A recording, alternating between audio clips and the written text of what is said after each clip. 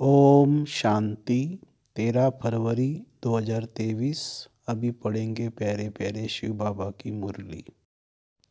मीठे बच्चे, यह गॉड फादरली वर्ल्ड यूनिवर्सिटी है, मनुष्य से देवता, नर से नारायण बनने की। जब ये निश्चय पक्का हो तब तुम यहाँ पढ़ाई पढ़ सको। प्रश्न, मनुष्य से देवता बनने के लिए तुम बच्चे इस समय कौन सी मेहनत करते हो? उत्तर, आँखों को क्रिमिनल से सिविल बनाने की, साथ साथ मीठा बनने की। सतयुग में तो है ही सबकी आँखें सिविल, वहाँ यह मेहनत नहीं होती है। यहाँ पति शरीर पति दुनिया में तुम बच्चे आत्मा भाई भाई हो। यह निश्चय कर आँखों को सिविल बनाने का पुरुषार्थ कर रहे हो। दूसरा प्रश्न, भक्तों की किस एक बात से सर्वव्यापी की बात गलत हो जाती है? उत्तर, कहते हैं हे बाबा, जब आप आएंगे तो हम आप पर वारी जाएंगे। तो आना सिद्ध करता है वह यहाँ नहीं है। ओम शांति। बाप रूहानी बच्चों से पूछते कि अपने को आत्मा के स्वधर्म में बैठे हो। यह तो जानते हो कि एक है बेहद का बाप जिसको सुप्रीम रूह या परम आत्मा कहते हैं। परमात्मा है भी जरूर, परम पिता है। परम पिता माना परमात्मा, ये बातें तुम बच्चे ही समझ सकते हो। 5000 वर्ष पहले भी यह ज्ञान तुम सब ने सुना था। तुम जानते हो आत्मा बहुत छोटी सूक्ष्म है, उनको इन आँखों से देखा नहीं जाता है। ऐसा कोई मनुष्य नहीं होगा जिसने आत्मा को देखा होगा। हाँ, देखने में आ सकती है, परंतु दिव्य दृष्टि से, और वह भी ड्रामा के प्लान अनुसार। भक्ति मार्ग में भी इन आँखों से कोई साक्षात्कार नहीं होता। दिव्य दृष्टि मिलती है जिससे चैतन्य में देखते हैं। दिव्य दृष्टि अर्थात चैतन्य में देखना। आत्मा को ज्ञान के चक्षुषु मिलती है। बाप ने समझाया है, बहुत भक्ति करते हैं जिसको नौधा भक्ति कहते हैं। जैसे मीरा को साक्षात्कार हुआ तो डांस करती थी। वैकुंठ तो उस समय नहीं था ना। मीरा को 500-600 वर्ष हुआ होगा। जो पास्ट हो गया है वह दिव्य दृष्टि से देखा जाता है। हनुमान, गणेश आदि के चित्रों की बहुत भक्ति करते करते उसमें जैसे लय हो जाते हैं। भल दीदार होगा परंतु उससे कोई मुक्ति नहीं मिल सकती। मुक्ति जो मुक्ति का रास्ता बिल्कुल न्यारा है। भारत में भक्ति मार्ग में ढेर मंदिर होते हैं, वहाँ शिवलिंग भी रखते हैं। कोई छोटा बनाते कोई बड़ा बनाते हैं।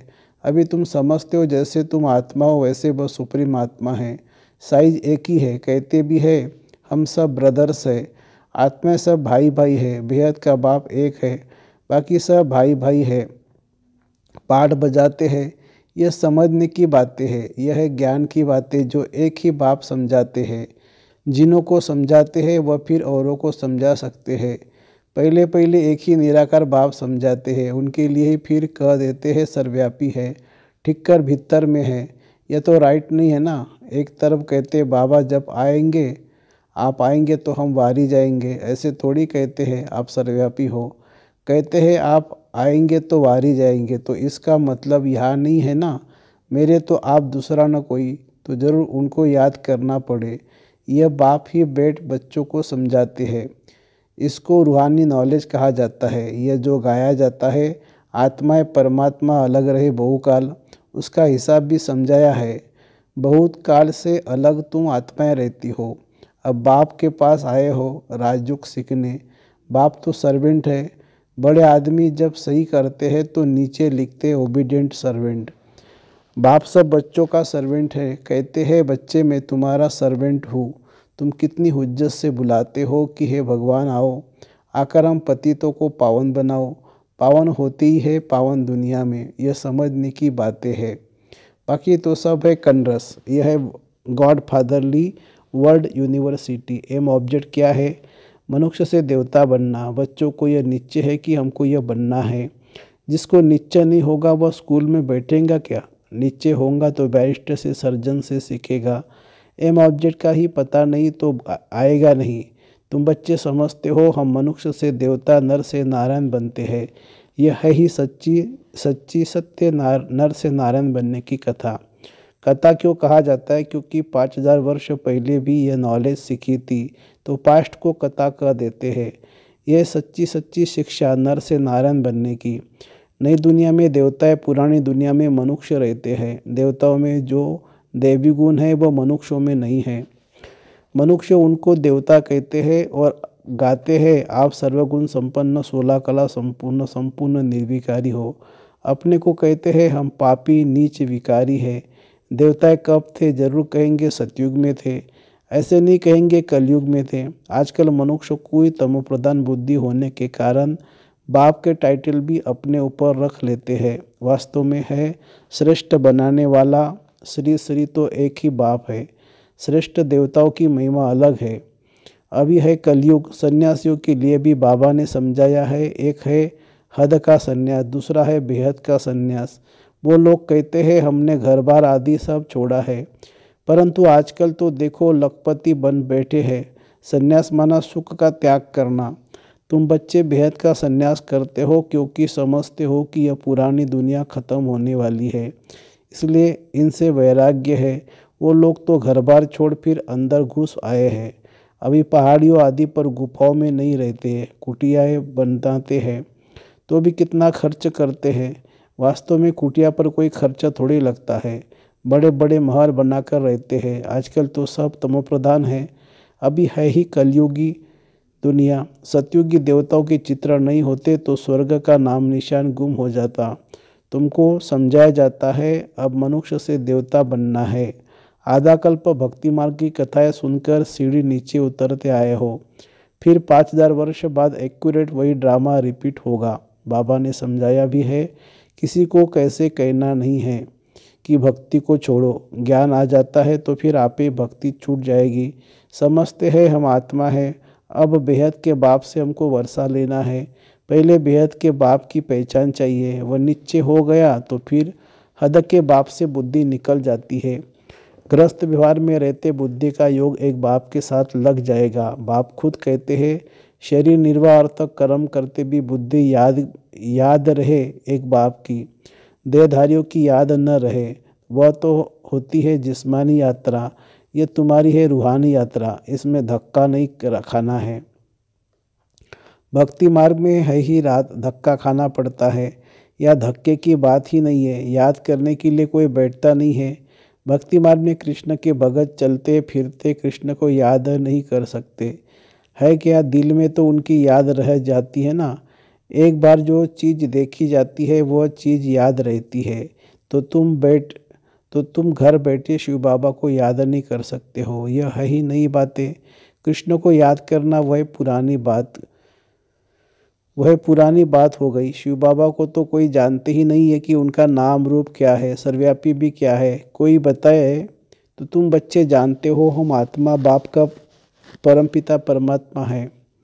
तुम जानते हो हम आत्मा का बाप परमपिता परमात्मा है। आत्मा को परमात्मा कह नहीं सकते।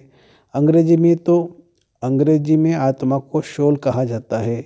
एक भी मनुष्य नहीं जो पारलौकिक बाप को जानता हो। वह बाप है ज्ञान का सागर, उनमें नॉलेज है मनुष्य को देवता बनाने की। बाप कहते हैं रोज रोज गुह्य गुह्य बातें सुनाता हूँ। मुख्य बात है याद की, याद ही भूल जाती है। बाबा रोज कहते हैं अपने को आत्मा समझ बाप को याद करो। मैं आत्मा बिंदी हूँ, कहते भी है चमकता है अजब सितारा। आत्मा शरीर से निकलती है तो इन आँखों से देखने में नहीं आती है। कहा जाता है आत्मा निकल गई, जाकर दूसरे शरीर में प्रवेश किया। तुम जानते हो हम आत्मा कैसे पुनर्जन्म लेते हैं। अभी अपवित्र बनी गई है। पहले तुम आत्मा पवित्र थी, तुम्हारा ग्रस्त धर्म पवित्र था। अब दोनों ही अपवित्र बने हैं। जब दोनों पवित्र है तो उन्हों की पूजा करते हैं। आप पवित्र हो, हम अपवित्र है। वह दोनों पवित्र या दोनों अपवित्र। तो क्या पहले पवित्र थे फिर अपवित्र बने या अपवित्र ही जन्म लिया? बाप बैठ समझाते हैं पहले तुम आत्माएं आप ही पवित्र पूज्य थी, फिर आप ही पुजारी अपवित्र बनी हो। 84 जन्म लिए हैं। सारे वर्ल्ड की हिस्ट्री जाग्रफी तुम जानते हो। कौन कौन राज्य करते हैं थे, कैसे राज्य मिला, यह हिस्ट्री भी तुम जानते हो। और कोई नहीं जानता, तुम भी अभी जानते हो, आगे नहीं जानते थे। पत्थर बुद्धि थे, रचता और रचना के आदि मध्य अंत की नॉलेज नहीं थी। नास्तिक थे, अभी आस्तिक बनने से तुम कितने सुखी बन जाते हो। तुम यहाँ आए ही हो देवी देवता बनने के लिए। इस समय बहुत मीठा बनना है। तुम एक बाप की संतान भाई बहन ठहरे ना, क्रिमिनल दृष्टि जा न सके। इस समय मेहनत करनी पड़ती है। आंखें ही सबसे जास्ती क्रिमिनल होती है। आधा कल्प क्रिमिनल रहती है, आधा कल्प सिविल रहती है। सतयुग में देवताओं की आंखें सिविल रहती है या क्रिमिनल रहती है। इस पर सूरदास की कथा बैठ सुनाते हैं। बाप कहते हैं मुझे आना ही पड़ता है पतित दुनिया पतित शरीर में। जो पतित बने हैं उन्हों को ही पावन बनाना है। तुम जानते हो कृष्ण और राधे दोनों अलग अलग राजाई के थे, प्रिंस प्रिंसेस थे। पीछे स्वयंवर के बाद लक्ष्मी नारायण बनते हैं तो फिर उन्हों की डिनाइस्टी गाई जाती है, संबंध भी है। उनसे कहा जाएगा सतयुग की आयु की लाखों वर्ष कर देते हैं। बाप कहते हैं 1250 वर्ष रात दिन का फर्क हो गया। रात ब्रह्मा की आधा कल्प, फिर दिन ब्रह्मा का आधा कल्प। ज्ञान से है सुख, भक्ति से दुख। यह सब बातें बाप बैठ समझाते हैं। फिर भी कहते हैं मीठे बच्चों अपने को आत्मा समझो, स्वधर्म में टीको, बाप को याद करो, वही पतित पावन है। याद करते करते तुम पावन बन जाएंगे। अंतमति सो गति। बाप स्वर्ग का रचिता है ना, तो याद दिलाते तुम स्वर्ग के मालिक थे। अभी पतित हो इसलिए वहाँ जाने लायक नहीं हो, इसलिए पावन बनो। मुझे एक ही बार आना पड़ता है। एक गॉड है, एक ही दुनिया है। मनुष्यों की तो अनेक मतें, अनेक बातें हैं, जितनी जबान उतनी बातें। या है ही एक मत, अद्वैत मत। झाड़ में देखो कितने मत मतांतर है, झाड़ कितना बड़ा हो गया है। वहाँ एक मत एक राज्य था। तुम जानते हो हम ही विश्व के मालिक थे। भारत कितना साहूकार था। वह अकाल मृत्यु कभी होता नहीं। यहाँ तो देखो बैठे बैठे यहाँ गया, यह गया, चारों तरफ से मौत है। वहाँ तुम्हारी आयु बड़ी थी। अभी तुम ईश्वर से योग लगाए मनुष्य से देवता बन रहे हो, तो तुम ठहरे योगेश्वर, योगेश्वरी फिर बनेंगे राज राजेश्वरी। अभी हो ज्ञान ज्ञानेश्वरी, फिर राज राजेश्वरी कैसे बने? ईश्वर ने बनाया। अभी तुम जानते हो इन्हों को राजयोग किसने सिखाया? ईश्वर ने। वह उन्हों की 21 पीढ़ी राजाई चलती है। वह तो एक जन्म में दान पुण्य करने से राजा बनते हैं। मर गया तो खलास। अकाल मृत्यु तो सबकी आती रहती है। सतयुग में यह लॉ नहीं है। वहाँ ऐसे नहीं कहेंगे कि काल खा गया। एक खाल छोड़ दूसरी ले लेते हैं, जैसे सरब खाल बदलते हैं। वहाँ सदैव खुशी ही खुशी रहती है, जरा भी दुख की बात नहीं है। तुम सुखधाम का मालिक बनने के लिए अभी पुरुषार्थ कर रहे हो। अच्छा, मीठे मीठे सिखिलदे बच्चों प्रति माता पिता बाप दादा का याद प्यार और गुड मॉर्निंग। रूहानी बाप की रूहानी बच्चों को नमस्ते। हम रूहानी बच्चों की रूहानी माता पिता बाप दादा को याद प्यार, गुड मॉर्निंग और नमस्ते बाबा नमस्ते। धारणा के लिए मुख्य सार, इस पुरानी दुनिया से बेहद का संन्यास करना है। शरीर निर्वाह अर्थ कर्म करते रूहानी यात्रा पर रहना है। दूसरी पॉइंट, पुरुषार्थ कर आँखों को सिविल जरूर बनाना है। एम ऑब्जेक्ट बुद्धि में रख बहुत बहुत मीठा बनना है। वरदान, हर कदम में पद्मों की कमाई जमा करने वाले समझदार ज्ञानी तू आत्मा भव। समझदार ज्ञानी तू आत्मा वह है जो पहले सोचता है फिर करता है। जैसे बड़े आदमी पहले भोजन को चेक कराते हैं फिर खाते हैं, तो यह संकल्प बुद्धि का भोजन है। इसे पहले चेक करो फिर कर्म में लाओ। संकल्प को चेक कर लेने से वाणी और कर्म स्वतः समर्थ हो जाएंगे, और जहाँ समर्थ है वहाँ कमाई है। तो समर्थ बन, हर कदम अर्थात संकल्प बोल और कर्म में पद्मों की कमाई जमा करो। यही ज्ञानी तो आत्मा का लक्षण है। स्लोगन है, बाप और सर्व की दुआ के विमान में उड़ने वाले ही उड़ता योगी है। बाप और सर्व की दुआओं के विमान में उड़ने वाले ही उड़ता योगी है। अच्छा, ओम शांति।